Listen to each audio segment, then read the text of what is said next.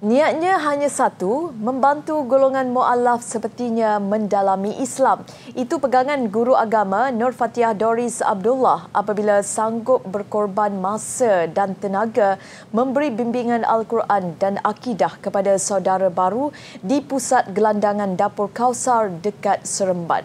Segmen Cari Pahala, Khamis 24 Disember.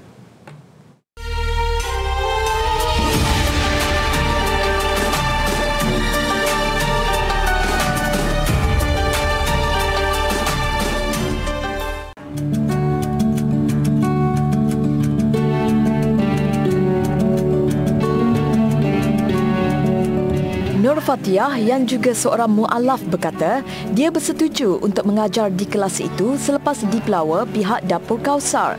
Nur Fatiah tersentuh dengan kesungguhan pihak Dapur Kausar yang tidak mahu golongan mu'alaf berasa terpinggir selepas memeluk agama Islam. Katanya khidmat yang diberikannya adalah percuma. Bagi Nur Fatiah, wang bukan ukuran. Yang penting ilmu yang diberikan itu dimanfaatkan sebaiknya dan setiap mu'alaf sentiasa berusaha untuk menjadi individu Muslim yang lebih baik. Yang paling penting bagi saya terapkan ialah akidah lah. Akidah, tauhid, rukun iman, rukun Islam itulah yang paling penting. Itu yang saya terapkan dan saya dulukan sebelum saya mengaji. Macam tu. Nur Fatiah yang juga perunding cara akidah di Unit Akidah Jabatan Mufti Negeri Sembilan berkata, membimbing saudara baru terutama dari segi bacaan Al-Quran bukan satu tugas mudah, sebaliknya memerlukan teknik dan pendekatan sesuai. Saya sentiasa bagi tahu mereka lepas belajar teruskan istiqamah. Istiqamah tu di luar apa yang kita ajar bawa balik ke rumah dan carilah kelas di mana-mana walaupun bukan dengan saya. Lepas tu saya suruh bawa buku yang ajar ni dan saya selalu tekankan bab rukun iman lah. Di situ kan ada qada dan qadar. So saya bagi tahulah tadi kalau ada masalah macam mana sekalipun kita tetap di dalam Islam.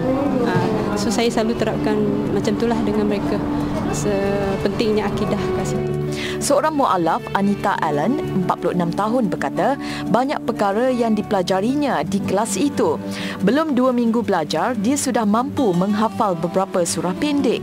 Dia yang memeluk Islam 9 tahun lalu turut membawa anak perempuannya berusia 6 tahun bersama bagi membolehkan kanak-kanak itu turut sama belajar tentang Islam. Dulu belajar dekat Kota Damansara dengan ustazah yang kat sana tapi tak habislah sebab dah berpindah ke sini kan. Rahman Rao Abdullah, 55 tahun pula berkata, usaha pihak Dapur Kausar mewujudkan kelas agama bagi mu'alaf adalah sesuatu yang murni. Katanya peluang itu digunakan sebaiknya kerana hampir setahun tertinggal berikutan kelas yang diikuti di masjid sebelum ini ditutup susulan Perintah Kawalan Pergerakan PKP. Yang kelebihan dari kelas agama ni dia bukan tadi pilih mu'alaf. Dia pilih bukan mu'alaf pun belum disyadarkan lagi. Itu yang saya paling tersuka dekat sini lah. Sementara itu, pengurus Dapur Kausar Azlin Ali berkata, dia mewujudkan kelas berkenaan tercetus selepas melihat keakraban Nur Fatiah dengan gelandangan mu'alaf yang mengunjungi Dapur Kausar. Katanya buat masa ini pihaknya hanya menerima 10 pelajar terdiri daripada 8 orang mu'alaf dan 2 bukan Islam.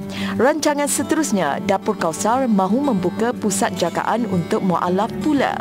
Okey, insyaAllah buat masa sekarang ni kami ada satu sesi saja untuk kelas mu'alaf. Tetapi permintaan daripada luar menggalakkan dalam masa yang terdekat ni kami akan membuka satu lagi sesi insyaAllah.